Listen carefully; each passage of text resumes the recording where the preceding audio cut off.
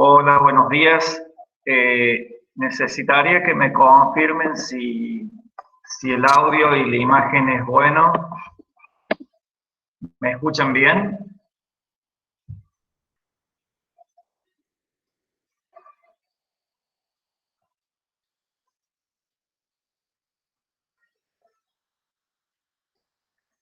Bien, veo que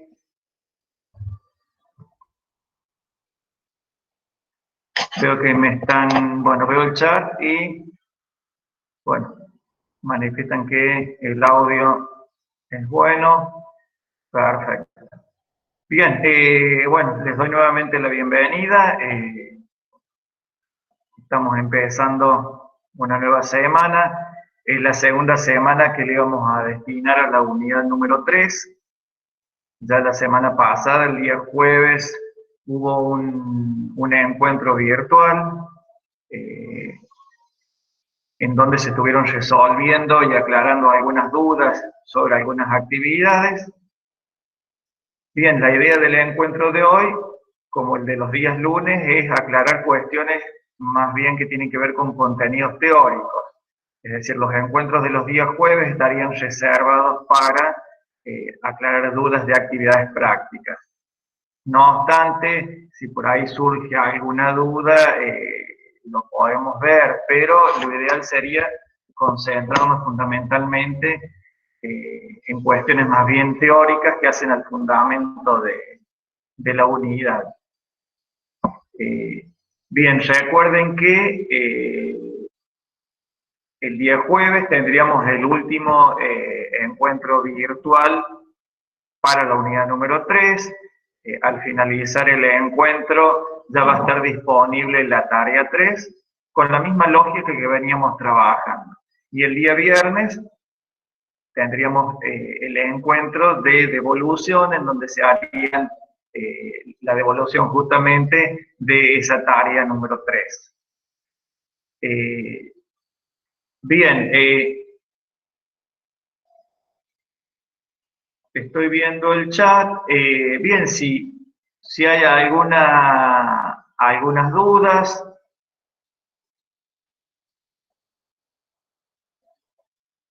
vayan comentando, así podemos ir iniciando el encuentro.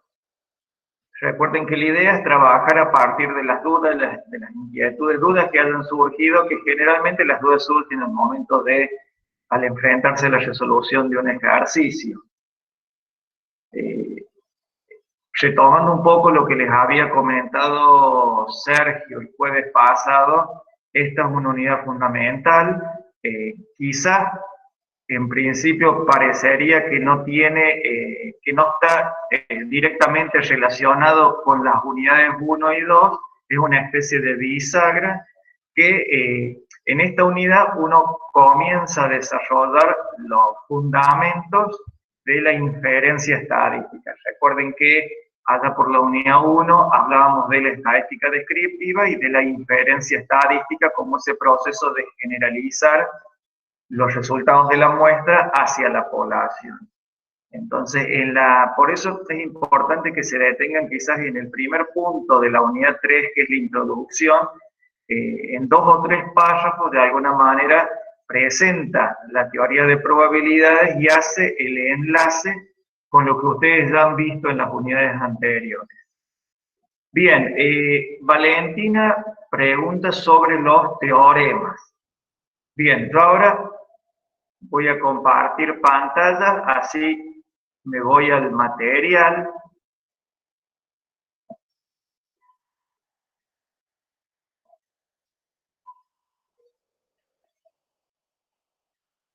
Bien, mientras yo esté compartiendo la pantalla, no puedo visualizar el chat, así que yo voy a ir alternando entre el material y el chat. Bien, algunas aclaraciones respecto de estos teoremas. Primero, una cuestión de índole operativo que a ustedes les interesa fundamentalmente. Las demostraciones de estos teoremas no se van a evaluar en el parcial. O sea, las demostraciones las reservamos para el examen final. Sí, obviamente que tienen que conocer estos teoremas, que son en definitiva propiedades, porque van a serles de utilidad para resolver algunos ejercicios. De hecho, ya el jueves pasado con Sergio estuvieron resolviendo algunos ejercicios y necesitaban de estas propiedades. La consulta era sobre las demostraciones. Hago algunas consideraciones generales y luego vemos con cuál teorema en particular tienen dudas. En el punto 5 del capítulo 3, página 154, habla de axiomas y teoremas. Los axiomas, estos son 2 conceptos que ustedes ya los deben haber trabajado en matemática y supone que ya los tienen incorporados a su vocabulario. Los axiomas, que son estos 3, axioma 1, axioma 2 y axioma 3 de la probabilidad, son afirmaciones que no se demuestran.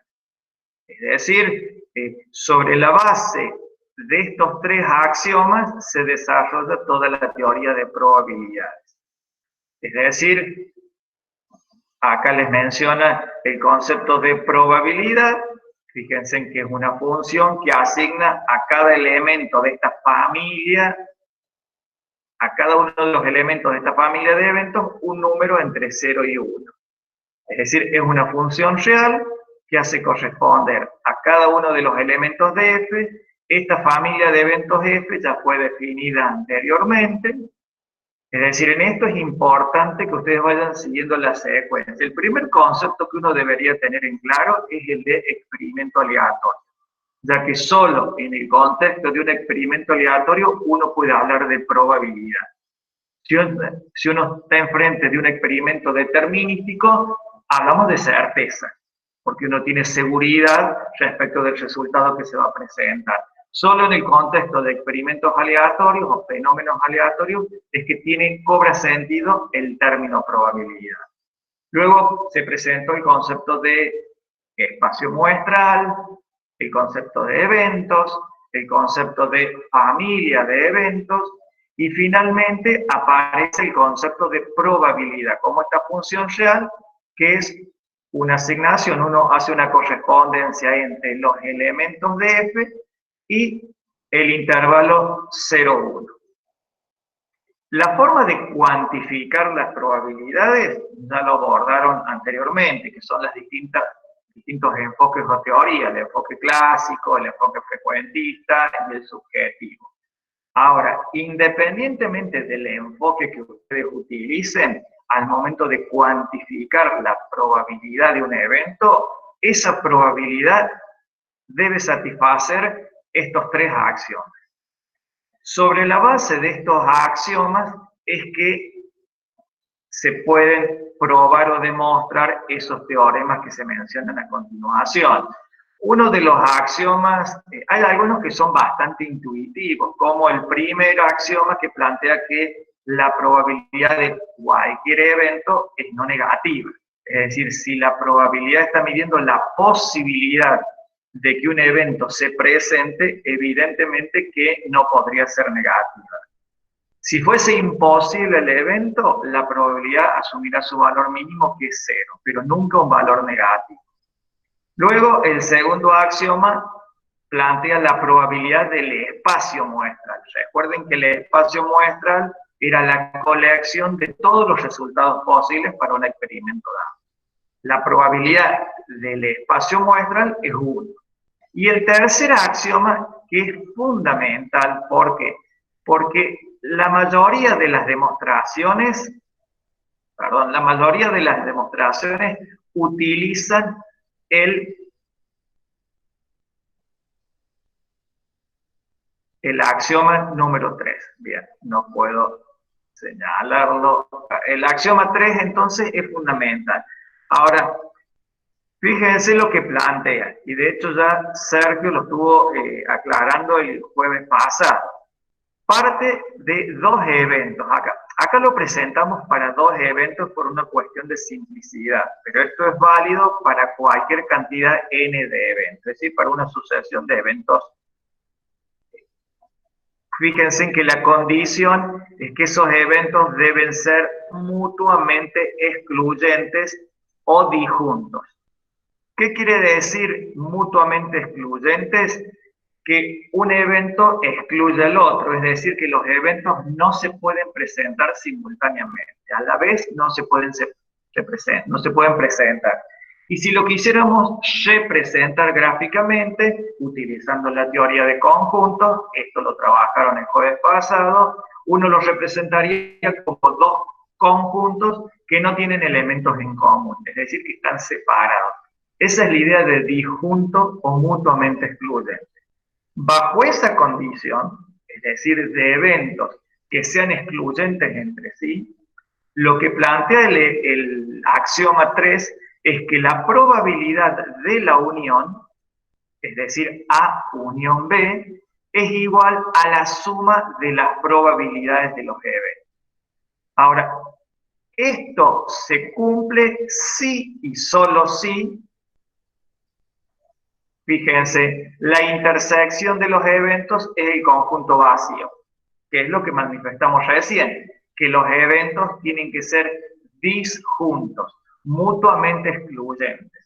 Así se plantea en términos de notación que dos eventos son mutuamente excluyentes. Uno plantea que la intersección es el conjunto vacío. En definitiva, que no existe intersección entre esos eventos. Bien, vuelvo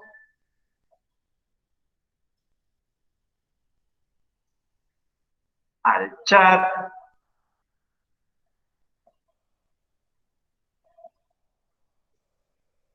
Bien, Isaías dice, ¿a qué se refiere con la demostración? Bien, las propiedades o teoremas son afirmaciones que uno debería probarlas. La demostración, pero ustedes ya han visto en matemática 1 y matemática 2 demostraciones, es probar que una afirmación se cumple con carácter general, que se cumple siempre. Es importante distinguir la demostración de la comprobación o verificación. La verificación justamente es comprobar que esa propiedad se cumple para un caso particular. pero la demostración es general. A ver, en esta misma materia ya hemos visto en la unidad 2 las demostraciones de las propiedades de la media aritmética y de la varianza. Es decir, que la demostración, que es esa secuencia de pasos lógicos, es lo que no va a ir al parcial, pero sí al examen final. Bien, para organizarnos, acá estoy viendo algunas consultas. Primero voy a retomar la consulta de Cristina, teniendo en cuenta la secuencia en que se presentan los contenidos. Y luego de los teoremas. Bien, voy a retomar uno, ya van a ver que la lógica es similar, y luego avanzamos sobre la duda de Juani, que es ley de probabilidad total, que es uno de los últimos temas. El concepto de familia de eventos me vuelvo un poquito más atrás, es decir, yo recién les había mencionado, inclusive es anterior a los enfoques para cuantificar o calcular o asignar probabilidades. Fíjense en que habíamos visto el concepto de evento a partir de un experimento aleatorio. Es decir, a partir de un experimento aleatorio, primero se presentó el concepto de espacio muestral como la colección de todos los resultados posibles. Después se presentó el concepto de evento como cada subconjunto de resultados de un experimento aleatorio. Es decir, omega es la forma de simbolizar al espacio muestral, es decir, a ese conjunto de todos los resultados posibles. Por ejemplo, en el caso del lanzamiento de un dado, los resultados posibles son 6. Que aparezca el 1, siempre hablando del lanzamiento del dado, y qué número aparece en la cara superior. Que aparezca el 1, que aparezca el 2, el 3, el 4, el 5, el 6. Cada uno de esos, es decir, la colección de esos resultados posibles es lo que llamamos espacio muestra. Un evento, fíjense, es cada subconjunto de resultados de un experimento aleatorio y se simbolizan o los vamos a designar con letras mayúsculas. Es decir, que aparezca el 1 sería un evento. Y fíjense en que en ese caso sería un subconjunto que tiene un solo elemento. Pensemos en el omega como un conjunto que tiene 6 elementos, en el caso del lanzamiento del dado. Yo a partir de ese conjunto de 6 elementos puedo armar subconjuntos. Subconjuntos que tengan un elemento, que tengan 2 elementos, que tengan 3. Ejemplo, si quiero armar subconjuntos que tengan un evento posible sería que aparezca el número 2. Ese es un evento. Es un subconjunto que está formado por un solo resultado de omega. Ahora, si yo planteo como evento que aparezca un número par, fíjense en que ese evento tiene 3 elementos o 3 resultados del experimento aleatorio. Que aparezca el 2, que aparezca el 4 o que aparezca el 6. Entonces, los eventos, vuelvo a repetir, son subconjuntos de resultados de un experimento aleatorio.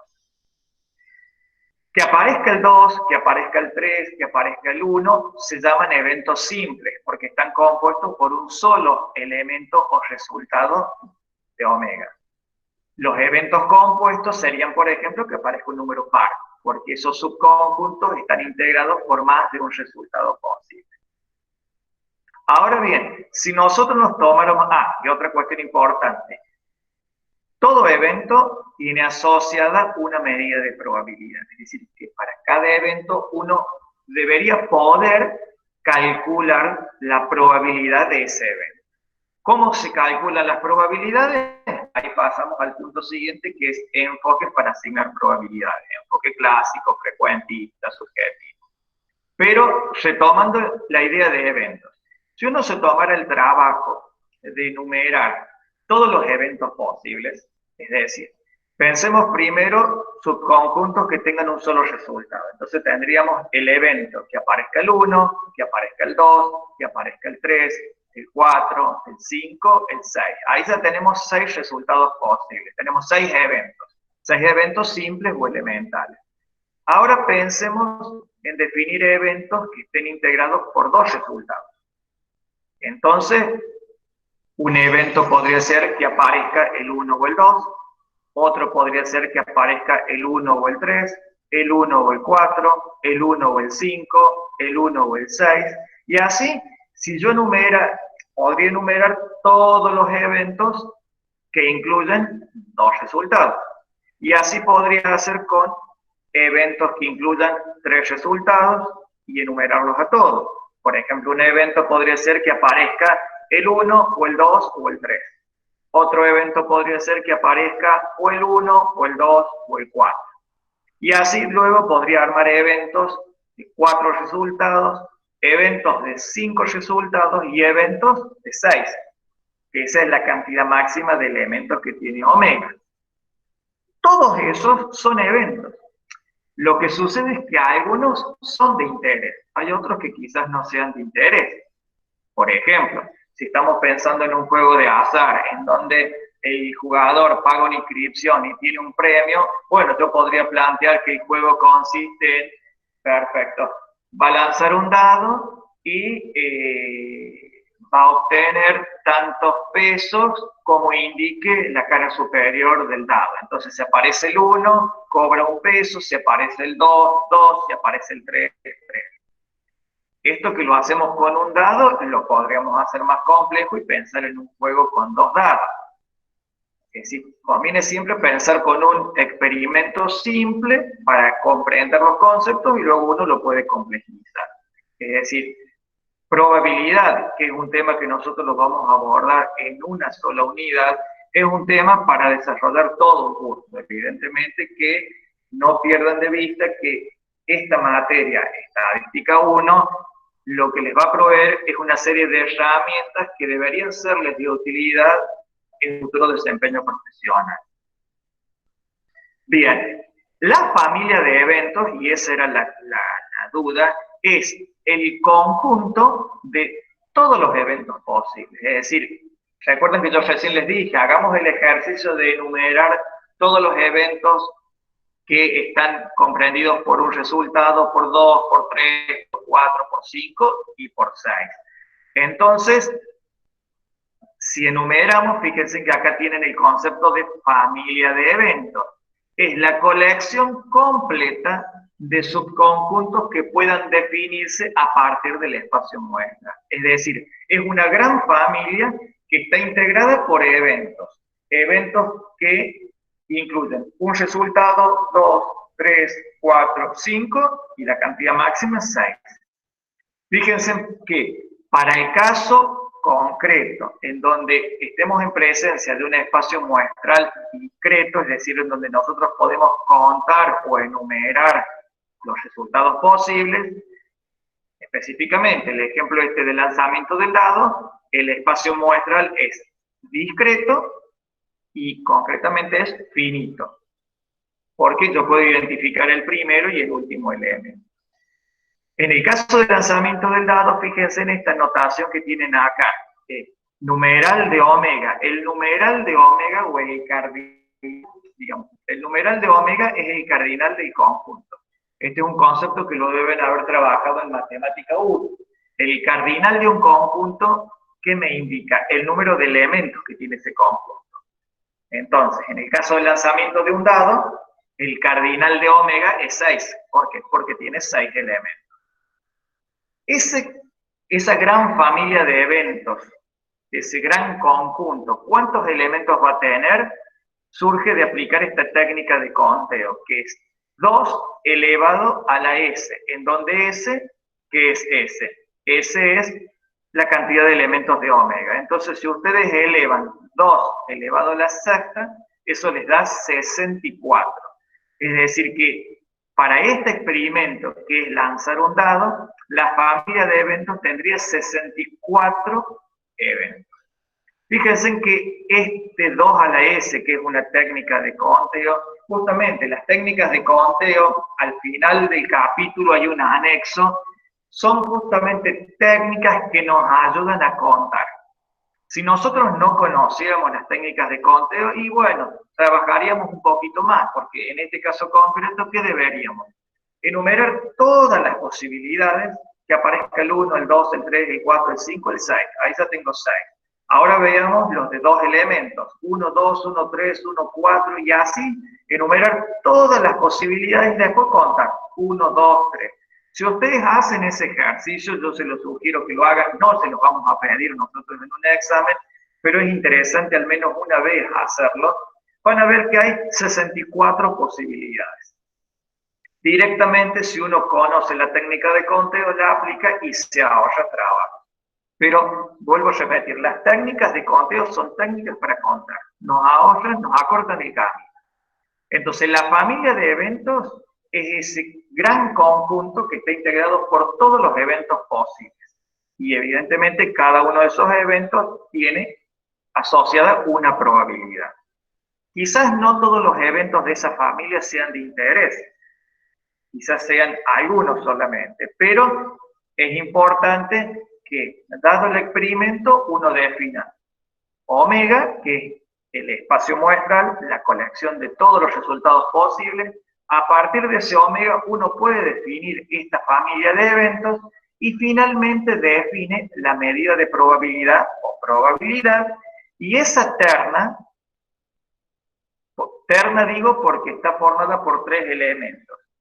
Omega, fíjense acá, omega, la familia de eventos y la medida de probabilidad es lo que denominamos espacio de probabilidad. Por favor, no confundan espacio muestral con espacio de probabilidad. El espacio muestral es uno de los elementos del espacio de probabilidad. Es la colección de todos los resultados posibles. A partir de omega, uno define la familia de eventos y luego define la medida de probabilidad. Eso sería el concepto de, bueno, retomé el tema, pero la duda concretamente era sobre F, que era la familia de eventos. Volvamos a los teoremas.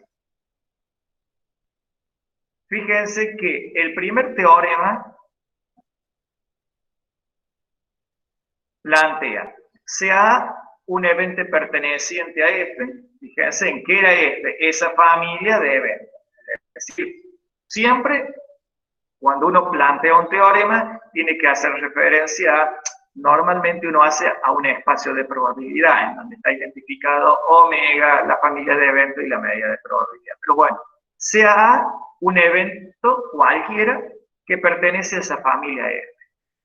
La probabilidad del complemento de A, y en notación se escribe complemento, se escribe así, A supra C. También algunos suelen colocar la letra A y en la parte superior una barra. Son notaciones alternativas. Yo sugeriría que utilicemos para unificar esta notación. La probabilidad del complemento de A, y esto se plantea así, la probabilidad se simboliza con la letra P, y entre paréntesis lo que nosotros vamos a identificar que es el evento, cualquier evento, porque solamente a los eventos le podemos calcular probabilidades. La probabilidad del complemento del evento A es igual a 1 menos la probabilidad de A. Este teorema que ustedes lo aplicaron con Sergio en la resolución de algunos ejercicios el jueves pasado, es bastante, hago la aclaración, aunque parezca bastante intuitivo, eso no implica que no se pueda demostrar. De hecho, esto uno lo podría demostrar. Y esta demostración, ya van a ver que todas las demostraciones son muy simples, es lo que no iría al parcial. O sea, lo que ustedes deben saber es esto, que la probabilidad del complemento de un evento es igual a 1 menos la probabilidad del evento. ¿Cómo se demuestra esta afirmación? Fíjense, por definición, y esto surge de la teoría de conjuntos, la unión entre un evento y su complemento es omega. ¿Qué era omega? Omega es el espacio muestral. O pensando en teoría de conjuntos, sería el conjunto universal o referencial. Ahora, Evidentemente que para poder demostrar los teoremas uno tiene que saber qué información utilizar. Por ejemplo, acá vamos a utilizar un resultado, que es el axioma 3. Perdón, el axioma 2. ¿Qué me dice el axioma 2? Que la probabilidad de omega es 1. Ese es un axioma. Los tres axiomas que presentamos antes es la materia prima que van a utilizar ustedes para poder demostrar cualquiera de estos teoremas. Entonces, ¿por qué conviene, y en esto me quiero detener, por qué conviene partir de esta afirmación? Fíjense que A y A complemento, y esto lo tienen en esta línea, son disjuntos. Es decir, A y A complemento no tienen elementos en común. Porque justamente, ¿qué es el complemento de A? No A. Entonces, si se presenta A, eso está excluyendo el complemento. Es decir, que A y no A son disjuntos, son mutuamente excluyentes. Siempre conviene pensarlo en términos de eventos disjuntos. ¿Por qué? Porque de esa manera uno va a poder aplicar el axioma 3 de la probabilidad. Es decir, que siempre hay que plantearlo, hay que pensar en eventos disjuntos, es decir, en eventos que no tengan elementos en común. Por eso es que se decidió plantear a omega, que es el espacio muestral, como A unión A complemento. Entonces, fíjense que acá tenemos que omega es A unión A complemento. Y por otro lado, nosotros sabemos que A y el complemento de A son disjuntos. ¿Por qué? Porque no tienen elementos en común. Es decir, ¿qué otro resultado conocemos también? Por el axioma 2, nosotros sabemos que la probabilidad de omega, ¿cuánto es? 1. Es decir, todos estos son datos. Yo sé por el axioma 2 que la probabilidad de omega es 1. Yo sé que A y el complemento de A no tienen elementos en común, por lo tanto son disjuntos. Y yo podría plantear a omega como A unión A complemento. Entonces, fíjense que como A y A complemento son disjuntos, y yo acá estoy planteando la probabilidad de la unión, yo podría aplicar el axioma 3. ¿Por qué? Porque el axioma 3 me dice que, el axioma 3 que me permite calcular la probabilidad de la unión de dos o más eventos con la condición de que esos eventos, ¿cómo sean? Disjuntos. Entonces, por eso conviene siempre pensar en términos de eventos disjuntos, porque eso les va a permitir aplicar el axioma 3. Ya van a ver que el axioma 3 se aplica para todas las demostraciones. Entonces, eso exige, si uno quiere aplicar el axioma 3, los eventos tienen que ser disjuntos o mutuamente excluyentes. En este caso, A y A complemento son disjuntos. Por lo tanto, la probabilidad de A, fíjense acá, por axioma 3, la probabilidad de A unión A complemento, ¿a qué sería igual? A la suma de las probabilidades de dichos eventos. Es decir, probabilidad de A más probabilidad de A complemento. Pero, entonces, por el axioma 3, probabilidad de A unión A complemento es igual a probabilidad de A más probabilidad de A complemento. Eso es por axioma 3. Ahora, nosotros, por definición, ¿qué dijimos? Que A unión A complemento es igual a la A unión A complemento es igual a omega. Por lo tanto, si estos dos eventos son iguales y yo les calculo sus probabilidades, también van a tener que ser iguales. Por lo tanto, la probabilidad de A unión A complemento tiene que ser igual a la probabilidad de omega. Fíjense, acá estamos planteando una igualdad. Tenemos primer miembro, segundo miembro. Si acá hay una igualdad, esta igualdad está en términos de eventos. Si yo aplico la probabilidad, se va a mantener la igualdad, es decir, la probabilidad de este evento A unión A complemento va a ser igual a la probabilidad de este evento omega. Por eso la probabilidad de A unión A complemento es igual a la probabilidad de omega. Y por el axioma 2, ¿a qué es igual la probabilidad de omega? 1. Entonces, pasando en limpio, ¿qué les queda? Que la probabilidad de A unión A complemento es igual a la probabilidad de A más la probabilidad de A complemento, por el axioma 3. Que esto es igual a la probabilidad de omega, que es igual a 1. Finalmente les queda que la probabilidad de A más la probabilidad de A complemento es igual a 1. Entonces, si yo despejo probabilidad de A complemento, ¿a qué va a ser igual? 1, y este término, probabilidad de A que está sumando, pasaría al otro miembro restando. Por eso les queda finalmente que la probabilidad del complemento de A es 1 menos la probabilidad de A. Fíjense en que todos los otros teoremas tienen la misma lógica. Lo pensamos en términos de eventos disjuntos para poder aplicar el axioma 3. Me voy a detener, el teorema 2 es similar al 1, me voy a detener en este teorema, el teorema 3, después ustedes siguiendo la misma lógica podrán hacer el teorema 4. Fíjense en que en el teorema 3 les dicen, sean A y B eventos que pertenecen a la familia F. Fíjense en que solamente les dice que son dos eventos. No les está diciendo si esos eventos son excluyentes o no son excluyentes. Ese dato no lo tienen. Es decir, ¿qué quiere decir? Que esto sería válido en cualquier circunstancia. Creo que el jueves pasado, en un ejercicio, Sergio les decía, si no tienen datos, piensen que no son excluyentes, sí que tienen elementos en común. Y luego, sin pérdida de generalidad, uno lo podría extender para el caso de que sean excluyentes. Entonces, pensemos en dos eventos A y B, dos eventos cualquiera, vuelvo a repetir, pueden ser excluyentes o no excluyentes, pero pensemos en dos eventos que no sean excluyentes. Es decir, que tengan elementos en común. Es decir, que si uno los tuviese que representar gráficamente,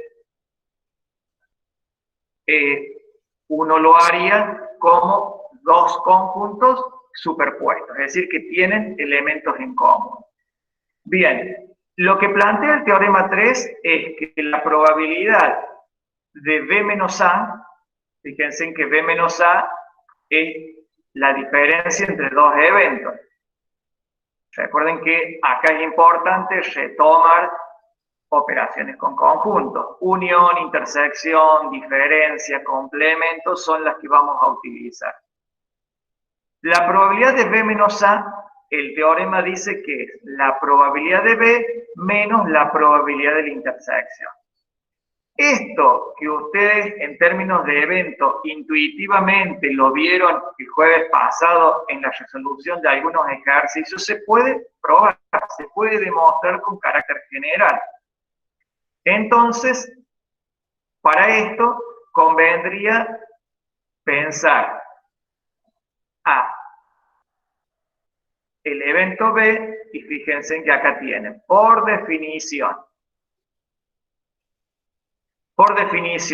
B es igual. Fíjense que al evento B se lo ha planteado como la unión de dos eventos.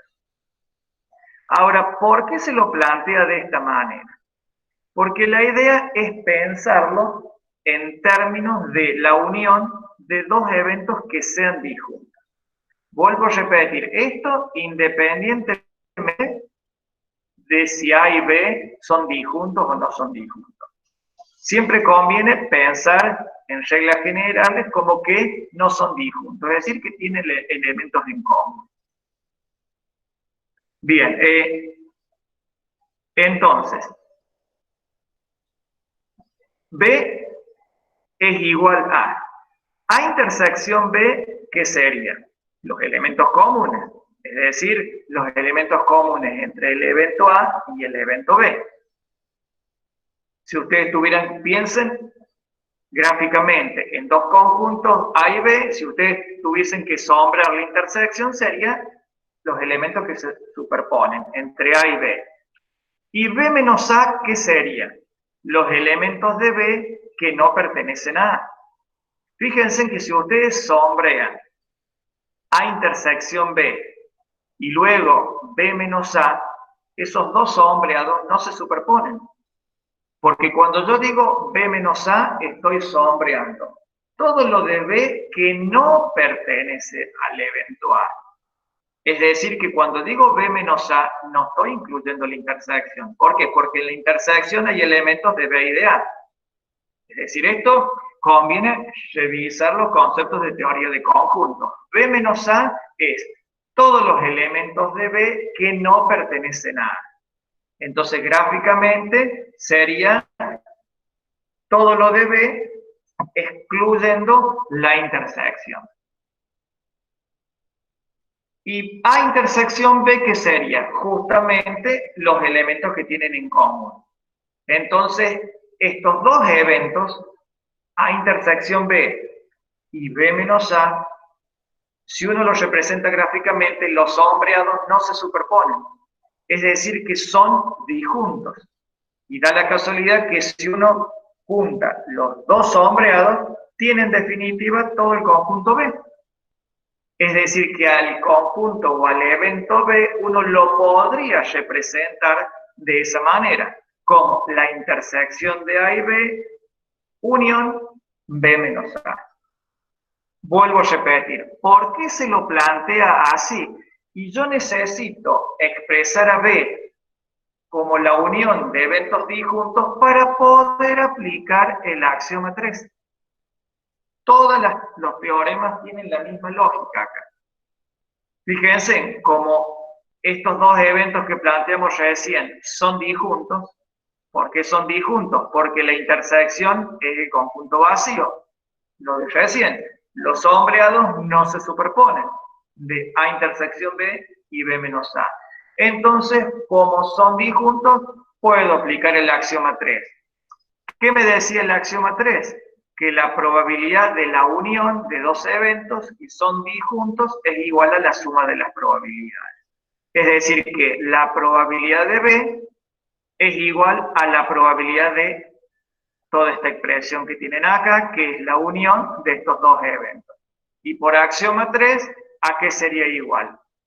A la probabilidad del primer evento, A intersección B, más la probabilidad del segundo evento, que es B menos A. ¿Qué es lo que tienen acá? Probabilidad de B es probabilidad de A intersección B. Fíjense, se puede aplicar el axioma 3, ¿por qué? Porque estos dos eventos, obviamente que son eventos compuestos estos. Uno es la intersección de A y B y el otro es la diferencia B menos A. Estos dos eventos que los tenemos acá son disjuntos. Eso me habilita a aplicar el axioma 3. Y bueno, luego, ¿qué hago? Simplemente despejo.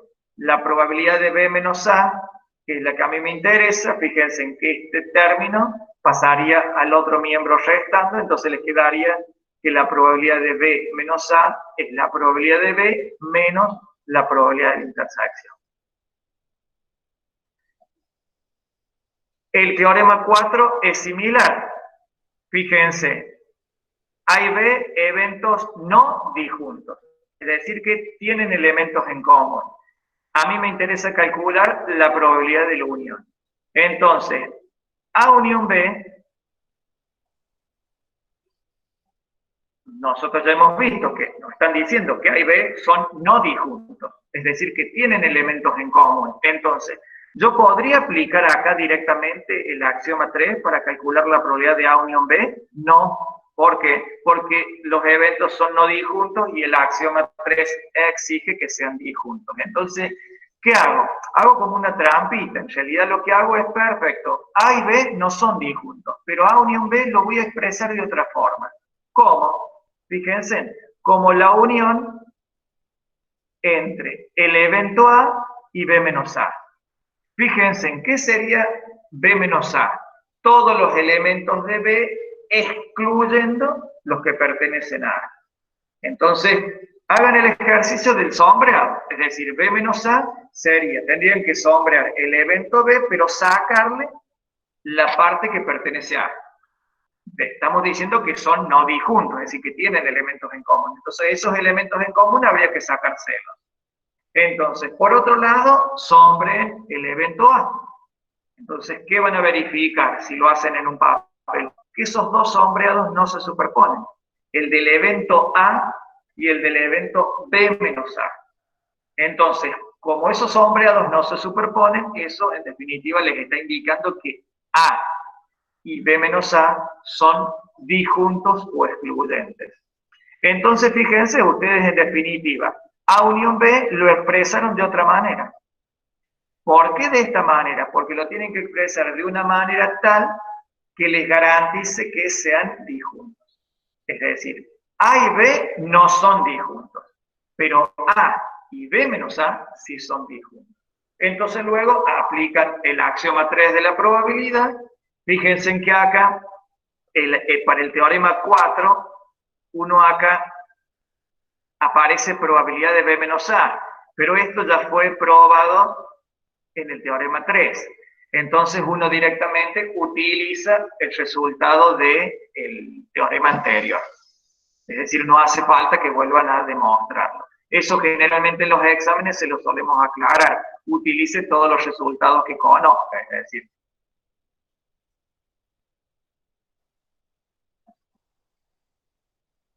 Bien. A ver, vuelvo.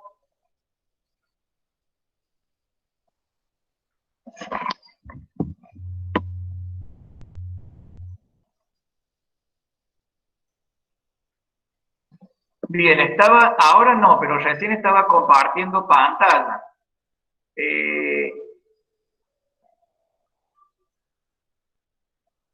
Bien, gracias Sergio. Sí, esa es la forma de... Porque en realidad ustedes deberían... Esta plataforma, Google Meet, les permite a ustedes ver a todos sus compañeros. Es decir, si usted, donde les dice Sergio en persona, ustedes ahí podrían buscar a sus compañeros y poder verlos a ellos. Bien, Valentina pregunta qué significa esa valla. Esa es de condicional. Esa valla aparece cuando se habla de probabilidades condicionales. Por ejemplo, bien, ahí explica Sergio, probabilidad de A valla B se lee como A dado B, es decir, la probabilidad, uno ahí quiere calcular la probabilidad del evento A, dado que nosotros ya sabemos que se presentó el evento B, es decir, que el evento B sería el condicionante.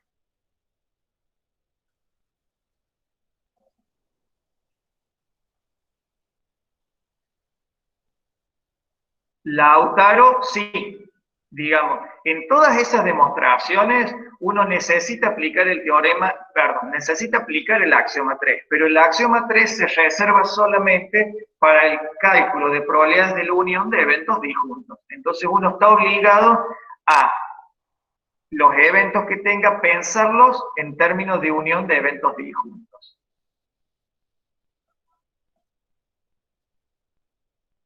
Bien, después están planteando probabilidad condicional conjunta. No me olvido de la ley de probabilidad total, ya vamos a llegar. Perfecto, esa sería la secuencia. Pensar en probabilidades conjuntas, condicionales, para luego poder llegar al teorema de Bayes, porque el teorema de Bayes básicamente lo que permite calcular es una probabilidad, lo que calcula es una probabilidad condicional.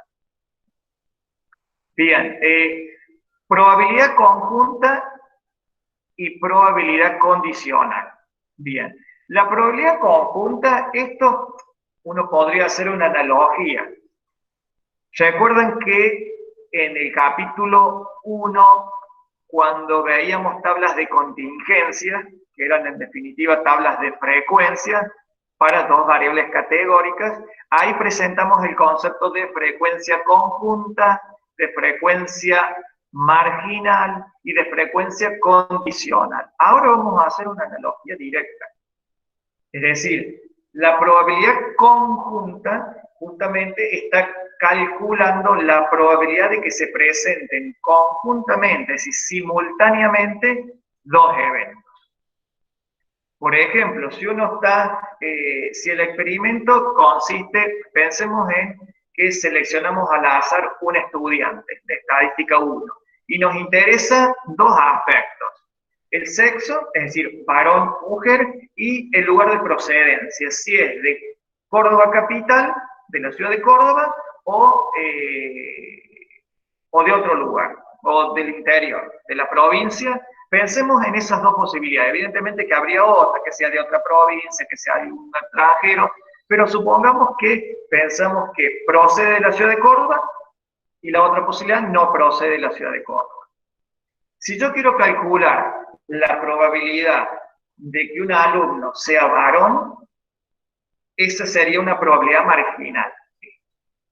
Ahora, si yo quiero calcular la probabilidad de que ese alumno que yo elijo al azar sea varón y proceda de la ciudad de Córdoba, es decir, que cumpla las dos condiciones simultáneamente, esa sería una probabilidad conjunta.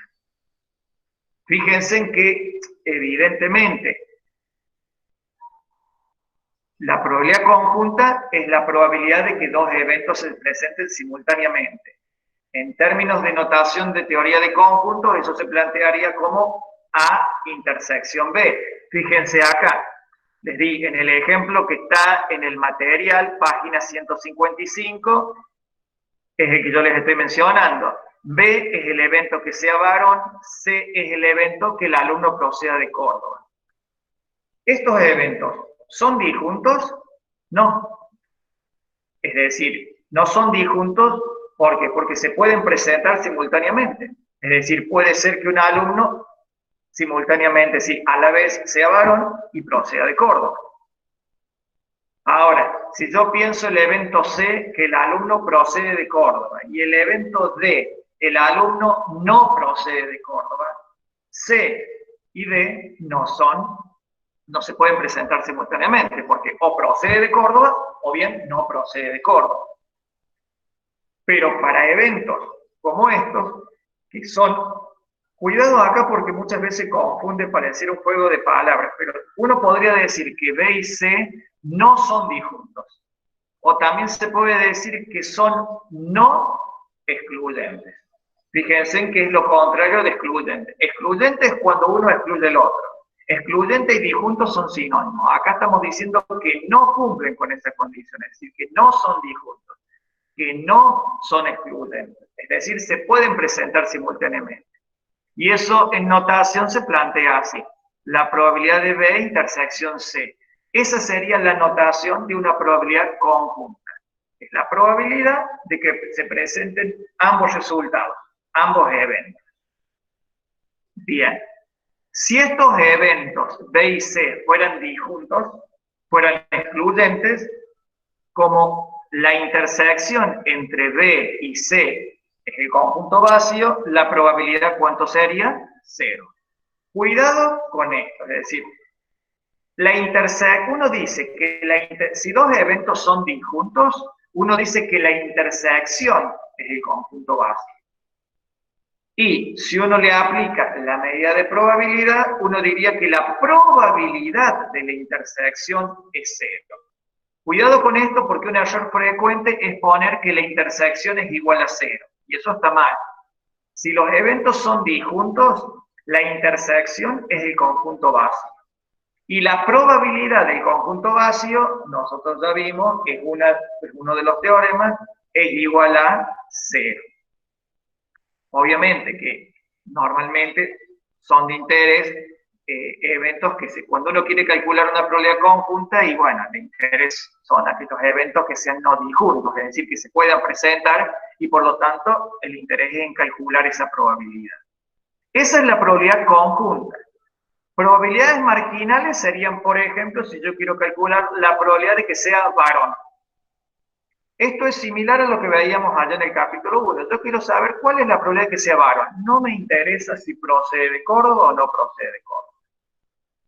O podría estar interesado en calcular la probabilidad de que un alumno proceda de Córdoba. independientemente del sexo, si es varón o mujer. Esas serían probabilidades marginales. Asocienlas a aquellas frecuencias marginales. De hecho, la teoría frecuentista o frecuencial lo que hace es asimilar como probabilidad la frecuencia relativa para cuando el experimento se repite un número grande de veces.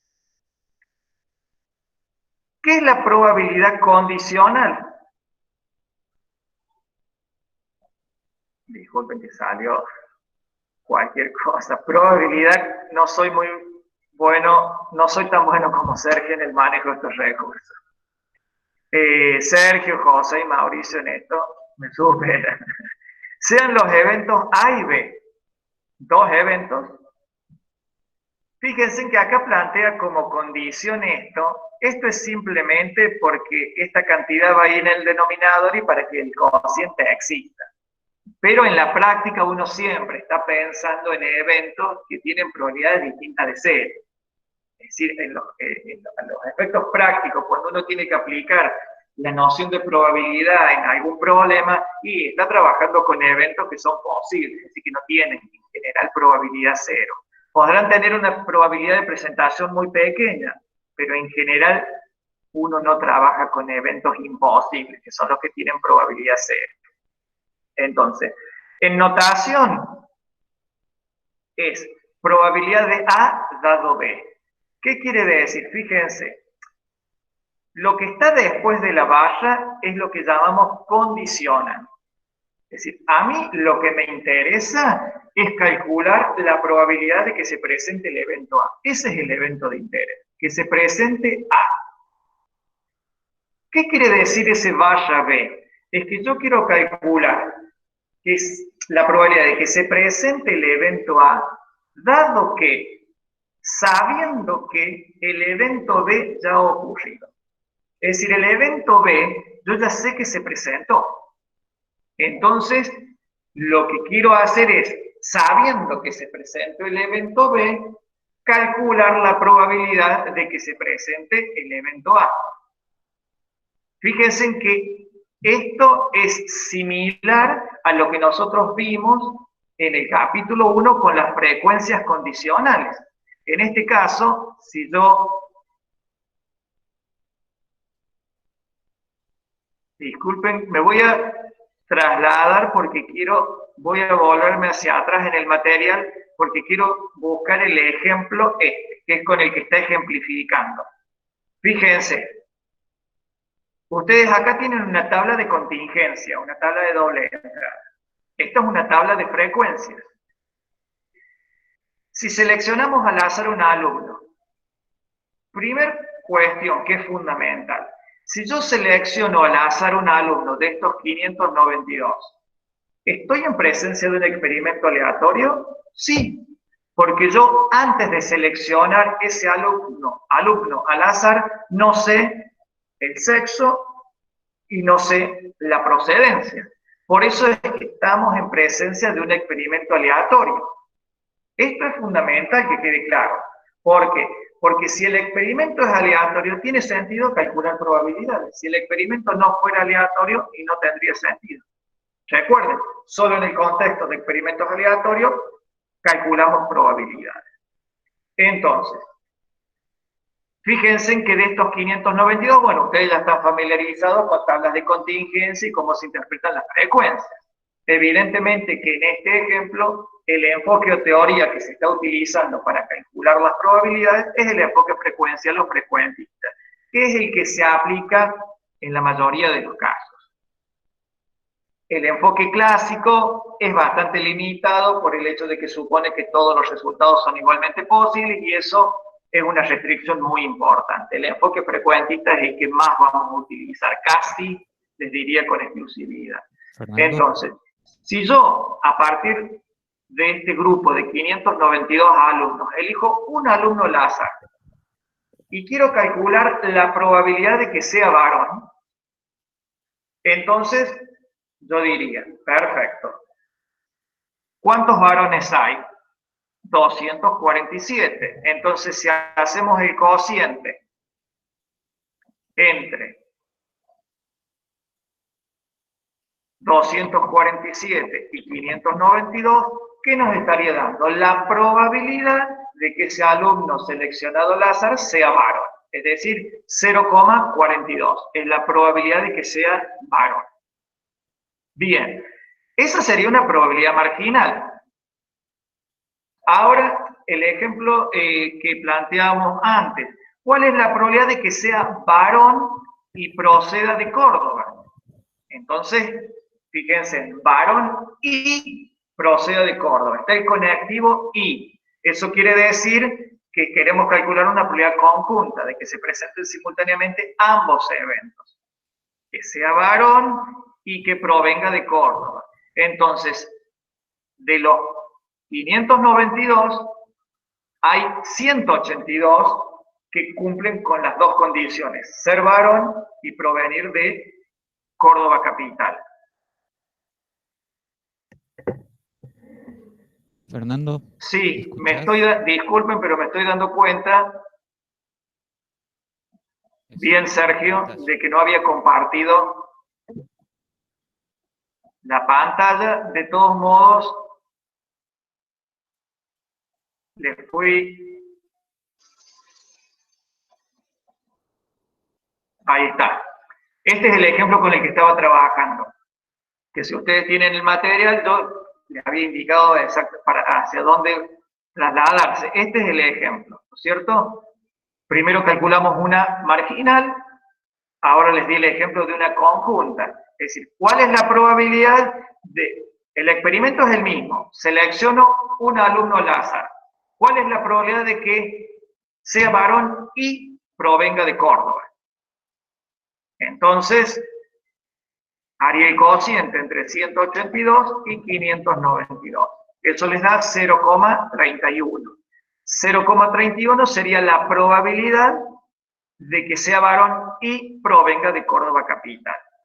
Ya vimos un ejemplo de probabilidad marginal, uno de conjunta, y ahora estamos con la probabilidad condicional. ¿Qué pasaría si yo quiero calcular la probabilidad de que sea varón, pero sabiendo o dado que es de Córdoba? Es decir, yo quiero calcularla, pero sigo con el objetivo de antes. Yo quiero calcular la probabilidad de que un alumno sea varón. Pero supongamos que alguien me da un dato, me dice, mira, ese alumno es varón. Tómalo como dato. Entonces, ese es un condicionante que yo tengo. Porque ya me están imponiendo una restricción. Me están diciendo, perfecto, usted sabe que proviene de Córdoba. ¿Cuál es la probabilidad de que sea varón? Entonces, en ese caso,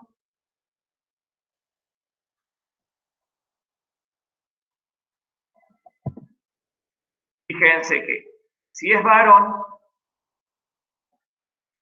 disculpen que voy a borrar esto, ahí está. Si a mí me dicen que proviene de Córdoba, vuelvo a repetir, yo quiero calcular la probabilidad de que sea varón sabiendo que proviene de Córdoba. Es decir, ese sabiendo que es el condicionante, es lo que yo ya sé. Entonces, si a mí me dicen, cuando yo quise calcular la probabilidad de que sea varón, ¿qué dije? Bien, hay 247 varones de un total de 592 alumnos, y calculé la probabilidad. Pero ahora me están diciendo, sabiendo que proviene de Córdoba. Entonces, si me dicen que proviene de Córdoba, ya yo no tengo que considerar los 592, sino que debería considerar quiénes. Solamente estos 472. ¿Por qué? Estos alumnos ya no son de interés para mí. ¿Por qué? Porque a mí ya me están diciendo que el alumno proviene de Córdoba. Entonces, por eso uno dice que se restringe el espacio muestral. Ya las posibilidades son menos. Porque yo primero tenía un universo de 592 alumnos, ahora mi universo se ha restringido. Ya no pienso en los 592 alumnos, sino que voy a pensar en los 472 alumnos que son de Córdoba.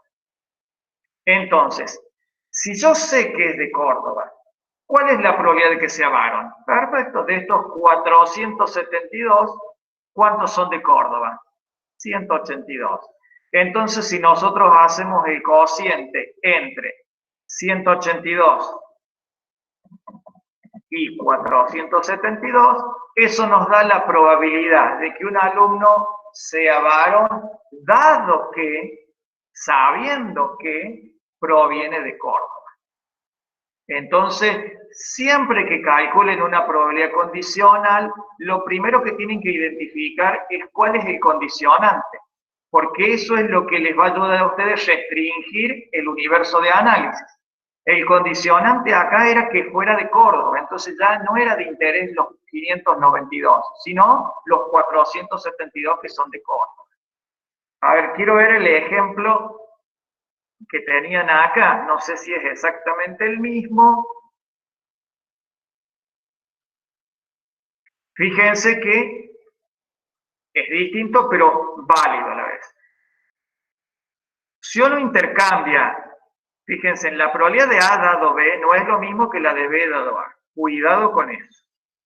Es decir, uno no puede intercambiar A y B, porque ya la probabilidad que está calculando es distinta. Es decir, no es lo mismo calcular la probabilidad de que un alumno sea varón sabiendo que es de Córdoba, a calcular la probabilidad de que un alumno sea de Córdoba sabiendo que es varón. Parece un juego de palabras, pero no son iguales esos eventos y por lo tanto las probabilidades tampoco.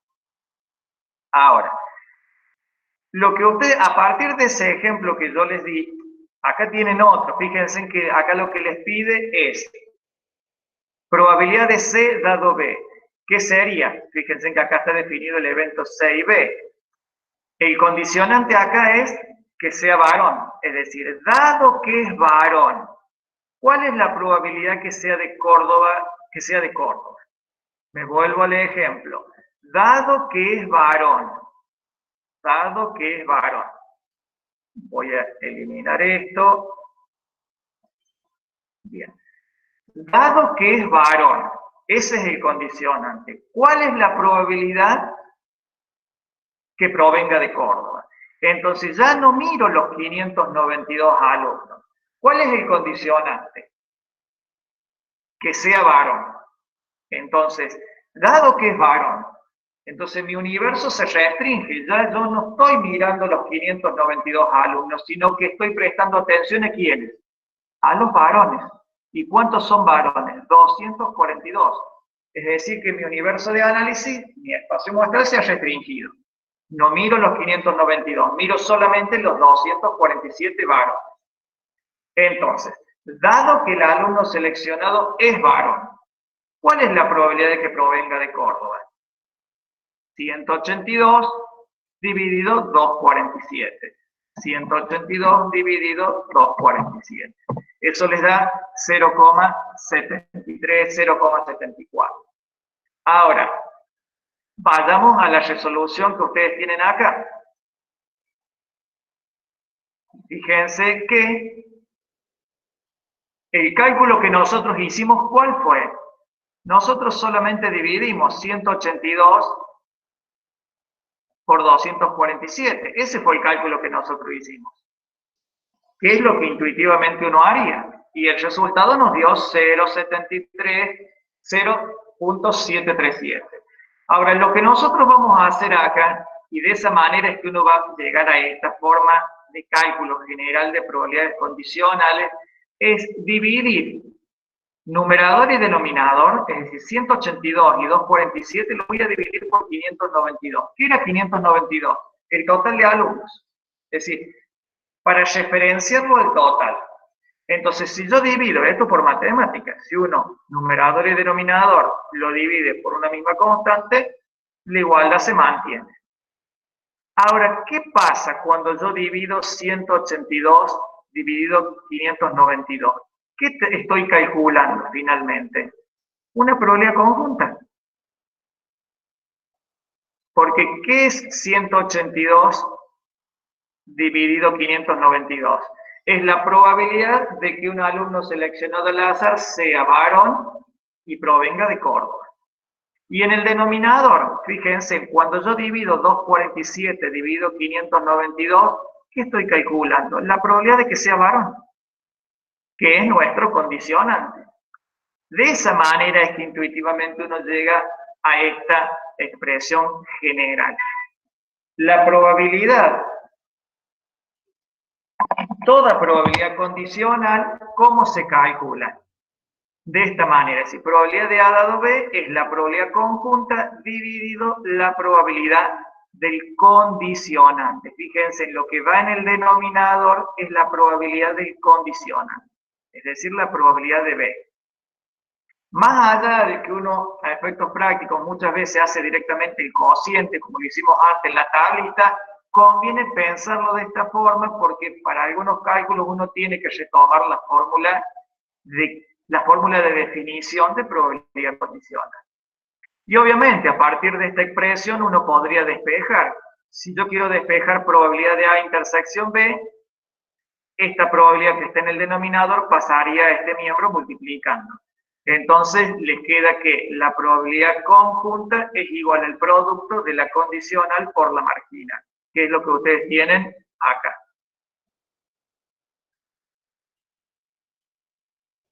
Fíjense, en la probabilidad de A intersección B es, mirando acá, la probabilidad de, si esta probabilidad la paso al primer miembro, me quedaría probabilidad de A dado B por probabilidad de B. Probabilidad de A dado B por probabilidad de B. Pero la intersección entre conjuntos, eso es teoría por teoría de conjuntos, cumple con la propiedad conmutativa. Es decir, que A intersección B es lo mismo que B intersección A.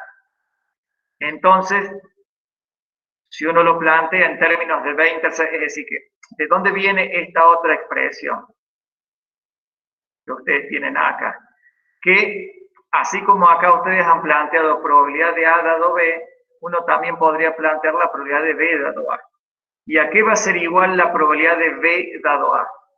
En el numerador, la probabilidad conjunta de los dos eventos, B intersección A. Y en el denominador, cuidado que ahí cambia, porque en el denominador siempre va la probabilidad del condicionante.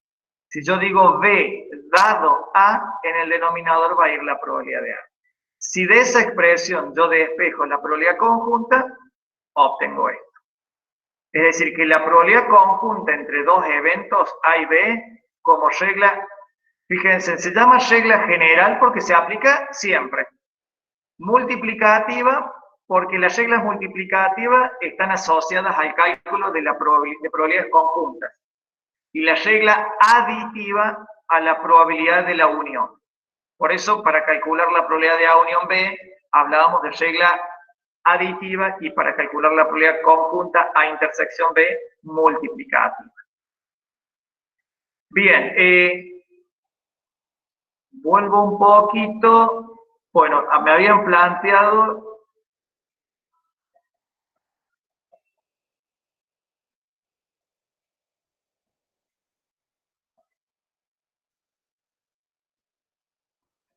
Bien,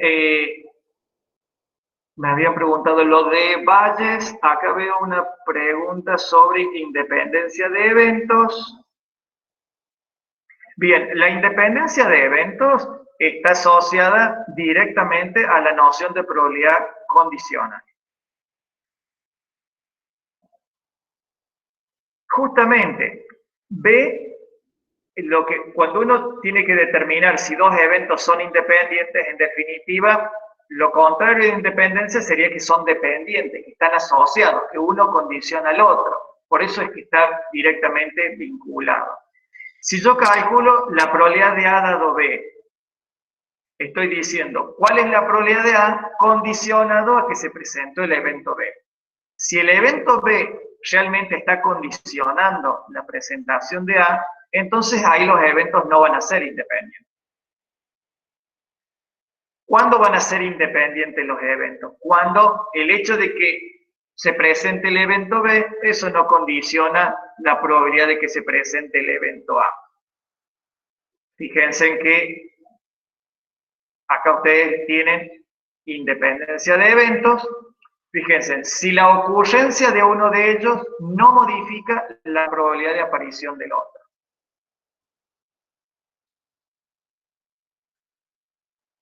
A ver, pensemos en, si yo lanzo un dado, digo, ¿Cuál es la probabilidad de que aparezca el número 2? Perfecto, lo puedo calcular. Ahora vuelvo a lanzar. Y yo digo, ¿cuál es la probabilidad de que aparezca el número 2, dado que en el lanzamiento anterior apareció el 5? El hecho de que haya aparecido el número 5 en un lanzamiento anterior, ¿va a modificar la probabilidad de aparición en este evento, en este experimento? No. Entonces, esa es la idea de independencia. Es decir, que un resultado no condiciona la probabilidad de presentación de otro. Bien, ustedes acá lo tienen ejemplificado, la idea de independencia, por una consulta que hacían de experimentos con reemplazo o sin reemplazo. Están vinculados directamente, porque si el experimento es con reemplazo, entonces en ese caso sí se garantiza independencia. Es decir, el ejemplo este típico de extraer artículos de un lote de producción. Es decir, si cada vez que uno hace una extracción de un artículo lo vuelve a reponer en el lote, como en el lote siempre terminamos teniendo la misma cantidad, la probabilidad no se modifica de que sea bueno o que sea defectuoso. En cambio, cuando es sin reposición, sí, se modifica. Hay ejercicios y en todo caso los podrían ver el día jueves. Sigo avanzando para llegar a la ley de probabilidad. En realidad, la ley de probabilidad total se presenta acá sobre el final porque la necesitamos para la definición del teorema de Bayes. Fíjense en que, bueno, acá tienen la demostración. Todas las demostraciones o desarrollos teóricos que ustedes tengan en esta unidad van para el examen final, no para el parcial. O sea, para el parcial hay que saberlo aplicar al teorema o a la ley cuando corresponda. Fíjense en que acá presenta un concepto nuevo que es partición aleatoria de omega. Fíjense en que una partición aleatoria es un conjunto de eventos que cumplen ciertas condiciones. ¿Cuáles? Primera condición.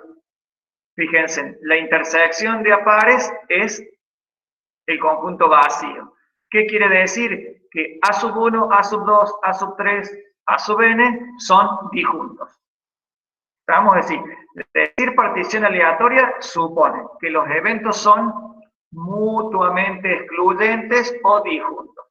Y la otra condición es que tienen que ser colectivamente exhaustivos. ¿Qué quiere decir colectivamente exhaustivo? Que cubren todo el espacio muestral. Fíjense, la unión de todos estos eventos es igual a ¿qué? La unión de todos estos es omega. Entonces, que sean excluyentes quiere decir que son disjuntos, no tienen la intersección es el conjunto básico. Que sean colectivamente exhaustivos quiere decir que cubren todo omega. Es decir, que no hay otro resultado posible además de esto. A1 o A2 o A3 hasta A sub n. La ley de probabilidad total, en definitiva, les va a permitir calcular la probabilidad de cualquier evento B. Esta es la ley de probabilidad total. Esta expresión que ustedes tienen acá, la demostración es bastante simple. Más teniendo en cuenta que, fíjense que acá tenemos ya de entrada una propiedad muy importante, son disjuntos. Y si son disjuntos, ya no voy a tener inconveniente para aplicar el axioma 3 de la probabilidad. Entonces, ¿cuál es el punto de partida? Todo evento puede ser expresado como la intersección de dicho evento y omega. Esto piénsenlo en términos de teoría de conjuntos. Recuerden que omega es el conjunto universal o referencial. Esto es por definición. Todo evento puede ser expresado como la intersección entre dicho evento y omega. Ahora, ¿qué vamos a hacer? Vamos a reemplazar omega por A sub 1, unión A sub 2, unión A sub 3. Es decir, por esa partición aleatoria. Entonces tenemos B intersección, reemplazo omega por la unión de estos eventos. Luego aplico propiedades. Fíjense que acá tengo que distribuir la intersección. Entonces me queda B intersección A1, unión B intersección A2, unión B intersección A sub n, que es lo que tienen acá. Fíjense en que por el enunciado A sub 1, A sub 2, A sub n, ¿cómo eran? Disjuntos, ¿cómo eran? Mutuamente excluyentes. Por lo tanto, si A sub 1, A sub 2, A sub n son excluyentes, cuando yo hago la intersección se hereda, es decir, esa característica. Es decir que B intersección A sub 1 va a ser excluyente de B intersección A sub 2. Es decir, todos estos eventos que estamos definiendo acá, que son intersecciones entre B y A1, B y A2, B y A sub n, son excluyentes. También son excluyentes, son mutuamente excluyentes o disjuntos. Por lo tanto, uno que podría, para calcular la probabilidad de esta unión, aplicar el axioma 3 de la probabilidad. Entonces aplicamos el axioma 3 y les queda que la probabilidad de B es la probabilidad de la unión de todos estos eventos y por axioma 3 es la suma de las probabilidades de todos esos eventos. Ahora fíjense en que todas estas probabilidades son probabilidades conjuntas entre B y otro evento. Recuerden que a partir de la definición de probabilidad condicional nosotros derivamos la forma de calcular una probabilidad conjunta. ¿Cómo se obtenía? La probabilidad de B intersección A1 la puedo calcular como la probabilidad de A1 por la de B dado de A1. Es decir, toda probabilidad conjunta se puede aplicar como el producto de una probabilidad marginal y una probabilidad condicional. A ver, acá también yo lo podría pensar como la probabilidad de B por la probabilidad de A1 dado B. Pero ¿cuál es el problema? Que justamente lo que quiero calcular es la probabilidad de B. Entonces no puedo calcular la probabilidad de B en términos de la de B, porque estaría en un círculo. No lo podría resolver. Entonces, recuerden que toda probabilidad conjunta A1 intersección, toda probabilidad conjunta entre dos eventos cualquiera se puede obtener como el producto de una marginal por una condicional. Esto se replica para todos y finalmente llegan a la expresión final de la ley de probabilidad total. Que, fíjense, esto es en una notación compacta, tienen una suma de productos que van multiplicando el evento A sub 1 por la de B dado A sub 1. A sub 2 por B dado A sub 2, entonces, bueno, se generaliza y uno tiene la probabilidad de A sub I, para I que va de 1 a N, por la probabilidad de B dado A sub I. Definida esa ley de probabilidad total, uno puede enunciar el teorema de Bayes. Fíjense que en el teorema de Bayes, uno lo que calcula es una probabilidad condicional. Fíjense que para definir el teorema de Bayes, el enunciado, la primera parte es similar a la de la ley de probabilidad total. Uno parte de justamente de una partición aleatoria de omega y de un evento B. Entonces, fíjense, es una probabilidad condicional la que uno calcula aplicando el teorema de Bayes, la de A sub J dado B. ¿Y cómo se calcula una probabilidad condicional? Como el cociente entre, en el numerador, la probabilidad conjunta de estos dos eventos, A sub J y B. Y en el denominador, la probabilidad del condicionante, probabilidad de B. Ahora, ¿cómo se calcula una probabilidad conjunta? Ya lo vimos antes, como el producto de una marginal por la condicional. ¿Y cómo se calcula la probabilidad del evento B? Aplicando la ley de probabilidad total que mencionamos antes, acá tienen calculada esa probabilidad. Bueno, esto es válido para J igual a 1, 2, N. Porque recuerden que la partición aleatoria tiene, acá tenemos N eventos. Esto porque está en forma genérica. Por ejemplo, en el ejercicio que está resuelto acá, creo que tiene solamente 3 eventos la partición aleatoria. Entonces, acá está ejemplificado cómo se calcula, pero secuencialmente conviene primero pensar la ley de probabilidad total y luego llevar el teorema de Bayes. Recuerden que el teorema de Bayes lo que calcula es una probabilidad condicional. Es decir, sabiendo que se presentó el evento B, uno quiere calcular la probabilidad del evento A sub J. Pero fíjense en que para calcular esta probabilidad condicional, yo acá también utilizo probabilidades condicionales, pero no son las mismas. Acá tengo la de AJ dado B, y acá tengo las de B dado A sub J.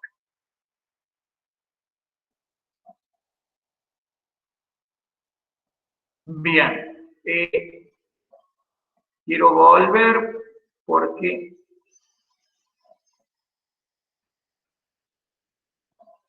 Bien, bueno, hay algunas consultas que ya las ha aclarado Sergio. Bien, algunas recomendaciones generales. Revisar teoría de conjuntos, es decir, tienen que estar claras las operaciones de unión, intersección, diferencia. Como un esquemita general uno podría pensar en, ustedes tienen la regla aditiva o regla de la adición que les permite calcular la probabilidad de la unión entre eventos.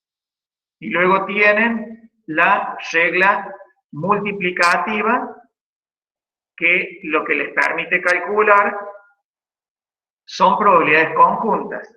La regla aditiva, que es la que permite calcular la probabilidad de la unión, y quiero mostrarles a modo de... Acá está. Bien, les comparto esto que es un breve resumen. Fíjense.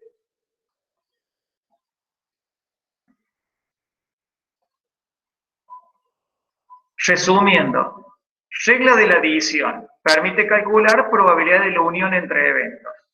La regla general, ¿cuándo se aplica? Siempre, sin miedo a equivocarse. La probabilidad de la unión de dos eventos es la probabilidad de A más la probabilidad de B menos la probabilidad de la intersección. Este es el teorema 4 que se demostró. Ahora, como un caso especial, y cuidado, especial, ¿por qué especial?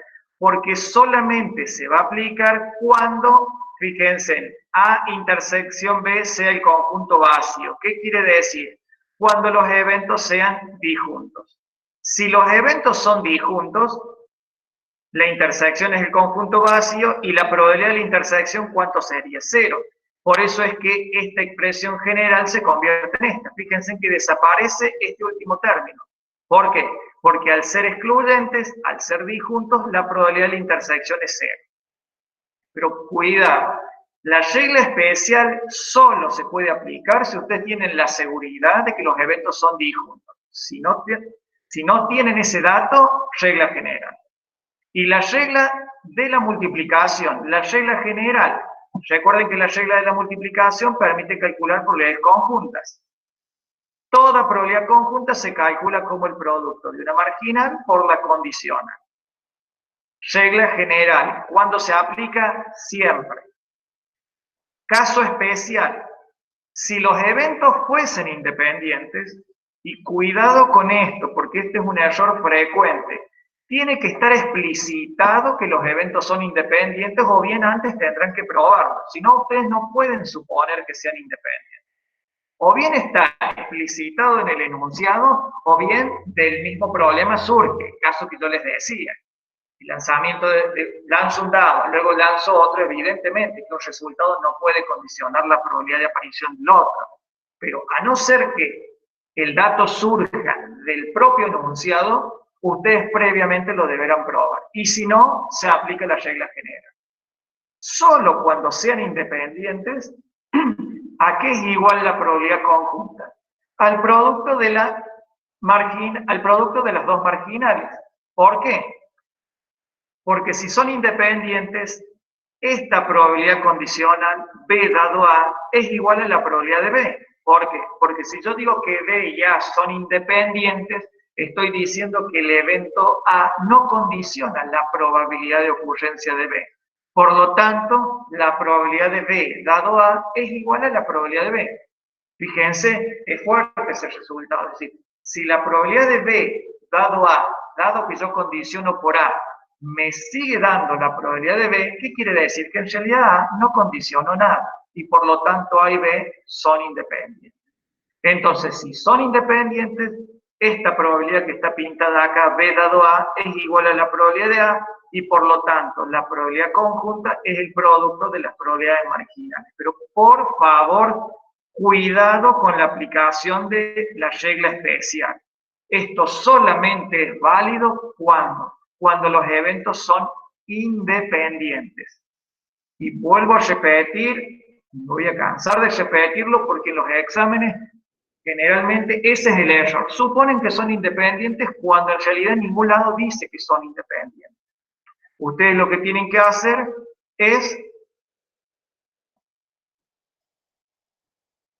justamente lo que van a tener que hacer es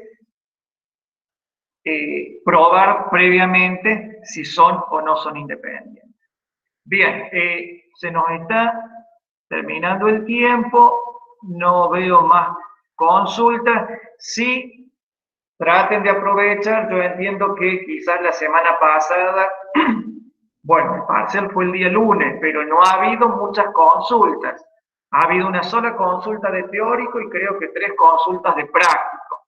Entonces, más allá de que están las soluciones propuestas, que están los videos, aprovechen los foros habilitados para consultas. Y una aclaración que después lo vamos a hacer a través de algún comunicado general.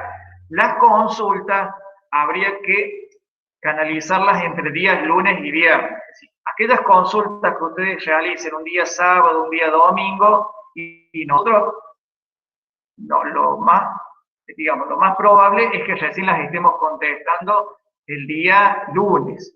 Es decir, hago la aclaración porque, bueno, en función también del primer parcial, terminamos aclarando dudas sábado y domingo hasta última hora, y me parece que no es lo correcto. Es decir, tenemos que organizarnos, es un dictado virtual, se entiende, pero ustedes también nos tenemos que poner de acuerdo los dos, de acordar en determinados horarios. Es decir, ustedes la consulta la pueden hacer en cualquier momento, pero tengan presente que la respuesta la van a tener si la consulta la hicieron un sábado o un viernes en la última hora, y bueno, lo más probable es que la respuesta la tengan recién el lunes.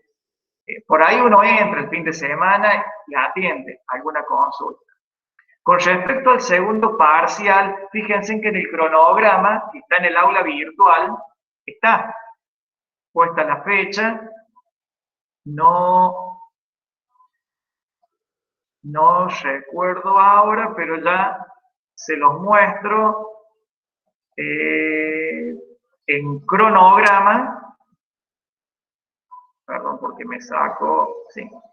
En el cronograma, fíjense, en el aula virtual cuando entran en el cronograma está segundo parcial el día 8 de junio, lunes 8 de junio. Y se evalúan las unidades 3, 4 y 5. Es decir que más cerca de esa fecha se los vamos a ir recordando, pero esa es la fecha que está planificada para el segundo parcial y esas son las unidades que va a incluir.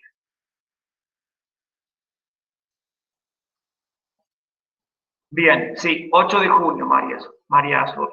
Perfecto. Bien, entonces me voy despidiendo y la recomendación de que recuerden, este jueves a las 11 de la mañana tienen un encuentro virtual para seguir aclarando dudas sobre la resolución de los ejercicios.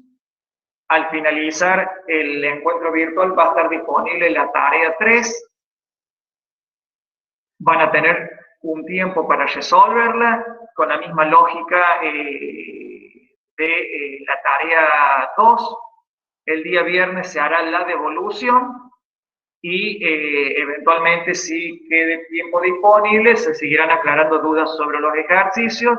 Recuerden que el fin de semana, el día domingo, ya va a estar disponible, domingo a última hora, ya va a estar disponible en la hoja de ruta correspondiente a la unidad número 4, que comenzaríamos a trabajarlo a partir de la semana próxima. Bien, me despido y nos estaríamos encontrando el día jueves en el mismo horario, es decir, a las 11 de la mañana. Bueno, nos vemos. Saludos a todos.